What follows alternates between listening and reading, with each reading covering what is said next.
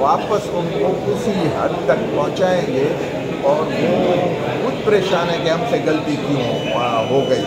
और ये अच्छा हुआ, इमरान खान का एग्जाम्पल उन्होंने बनाया, आइंदा कोई किसी और गलती में नहीं इन्वॉल्व होंगे। सर, जब सियासी जमातों के ऊपर बुरे हालात होते हैं तो काफ़ी पार्टनर जो होते हैं छूट जाते हैं, जैसे अभी इतलात है शामी मुल्क। अब ये होगा, मैं आपको बता रहा हूँ कि ऐसे हालात को देख कर के इमरान खान का स्टेप जिस तरह से जा रहा है मुल्क के खिलाफ, या जिस तरह से स्टेटमेंट आ रही है, उसको देख कर के बहुत से लोग आस्ता आस्ता दूरियां अख्तियार करेंगे।